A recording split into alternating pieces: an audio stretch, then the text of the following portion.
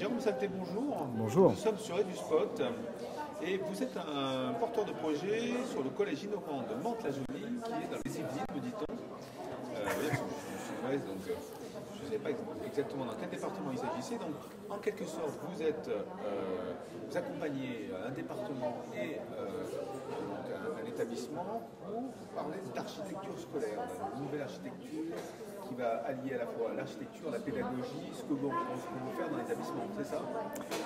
Oui, on peut dire ça comme ça. En fait, le département a besoin de construire un nouveau collège à Mantes-la-Jolie, dans le quartier du Val-Fouré, pour remplacer deux collèges existants qu'il faut fermer pour diverses raisons.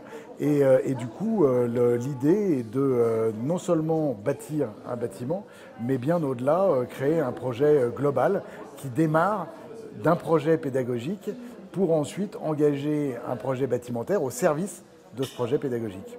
Donc là, on est au stade du projet. Absolument. Donc, le bâtiment n'est pas encore sorti de terre. On démarre depuis combien de temps?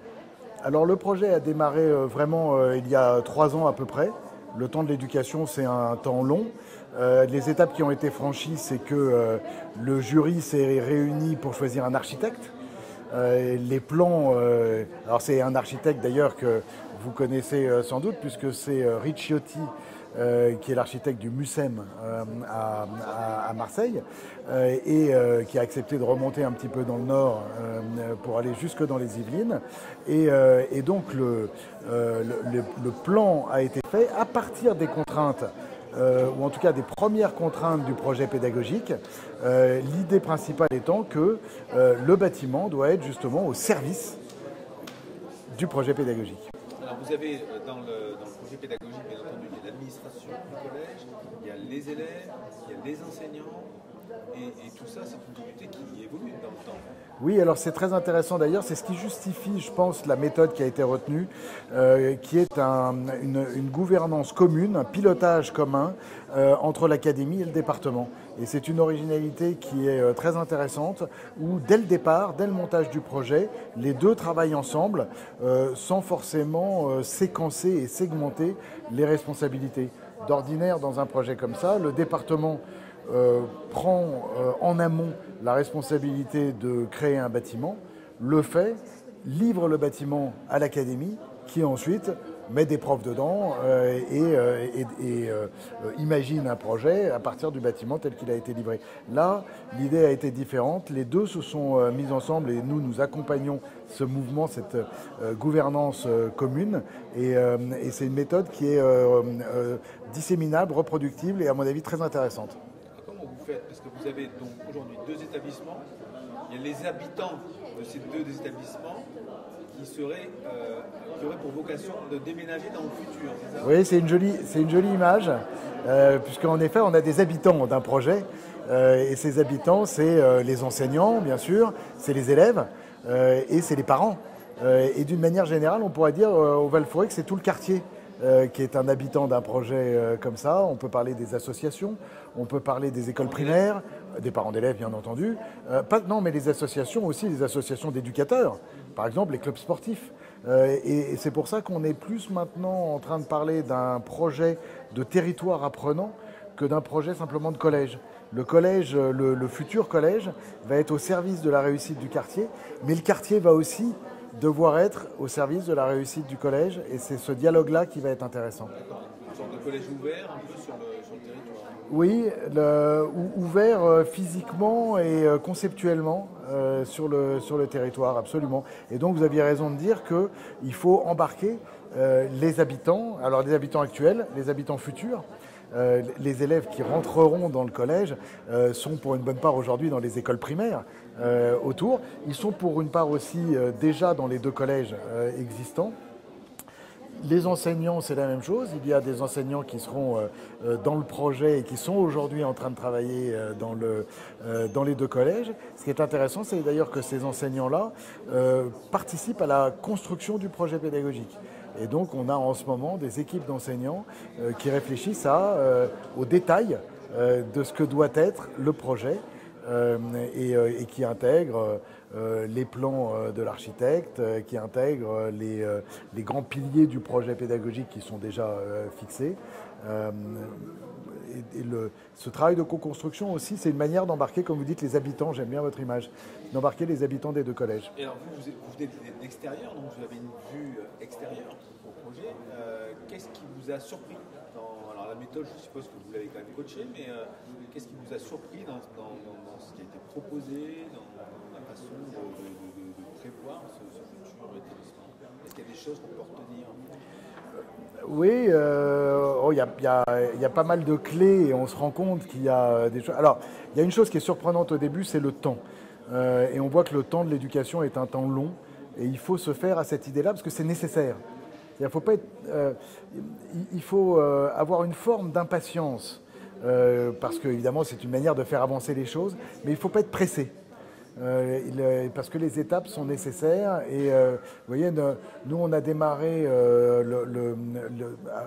l'imagination de notre projet il y a 15 ans. On a écrit un livre sur le sujet il y a 7 ans maintenant. Le projet spécifique de Mantes-la-Jolie est né il y a 3 ans. Il ouvrira dans un peu plus d'un an, un an et demi. Et ensuite, il faudra au moins 3 ans avant qu'on puisse parler d'évaluation du projet. Donc c'est des temps très longs. Ça c'est une première chose. Il y a une deuxième chose qui est un petit paradoxe sur l'expérimentation que les parents expriment très bien. Ils nous disent c'est formidable tout ce que vous faites et c'est bien que vous ayez de l'ambition pour nos enfants, mais attention, nos enfants ne sont pas des cobayes. Et il faut respecter ça, il faut l'entendre. L'expérimentation, c'est pas être un apprenti sorcier. Donc c'est faire des choses qui sont maîtrisées, qui sont le résultat de la recherche, qui sont le résultat de l'observation de ce qui se fait ailleurs. Ailleurs, ça peut être l'étranger, ça peut être la France. Et l'innovation, ça peut être la mise en combinaison de choses qui sont éprouvées. Et les parents nous le rappellent à juste titre. Et puis il y a aussi une autre surprise peut-être autour de cette idée de l'innovation, c'est qu'en réalité c'est pas le sujet. Le sujet c'est le changement. Et on se rend compte qu'on peut innover sans rien changer et qu'on peut changer sans véritablement innover. Et donc en fait la question devient quel est l'objectif qu'on poursuit et quel changement il faut engager pour atteindre cet objectif. Et donc la grande surprise finalement, c'est qu'en général, et dans l'éducation en particulier, on a un peu tendance à oublier cette étape qui est d'expliciter un objectif pour qu'ensuite les moyens soient bien à leur place, c'est-à-dire qu'ils soient bien considérés comme des moyens. Et je vais dire des choses énormes, mais le programme scolaire, par exemple, c'est un moyen. Le travail de l'enseignant, c'est un moyen. C'est jamais l'objectif. Oui, bien sûr. Alors en fait, pour conclure, vous disiez que le temps scolaire était un temps long. Quand une collectivité s'engage sur la construction d'un établissement, c'est pas pour 10 ans qu'elle va le faire. Une fois qu'il va être sorti de terre, qu'il sera installé, que les habitants, comme on disait, vont rentrer, on va en avoir pour 40, 50 ans. Qu'est-ce que ça va être le quartier de Mantes-la-Jolie dans 50 ans? Est-ce qu'on le sait? Est-ce qu'on peut prévoir? C'est peut-être une question piège, mais est-ce que quelque part on est sur un projet infini, puisque quelque part la société, le quartier, les habitants vont évoluer et dans 50 ans, on ne sait pas du tout si le projet actuellement correspondra plus ou moins aux attentes dans 50 ans. Alors, vous avez évidemment raison, c'est-à-dire que la réponse à votre question, c'est non, on ne sait pas. Ce que sera le quartier du Val-Fouré, la ville de Mantes-la-Jolie, le département des Yvelines. Est-ce que le département des Yvelines existera encore? On n'en sait rien, les collectivités vont changer, les habitants changent beaucoup. Le quartier du Val-Fouré n'est pas du tout aujourd'hui ce qu'il était dans les années 90, quand il était très emblématique de la violence des quartiers de banlieue parisienne. Il a changé, il a évolué. Donc oui, on ne sait pas ce que sera le quartier. C'est toute la magie, je trouve, du concept de territoire apprenant. C'est-à-dire qu'en réalité, on doit être capable d'évoluer, d'apprendre de ses erreurs, d'apprendre aussi de l'extérieur, c'est-à-dire des impulsions qui nous arrivent, des changements qui se produisent. Et si on dit qu'on est dans un territoire apprenant, ça veut dire que tout le monde est capable d'évoluer.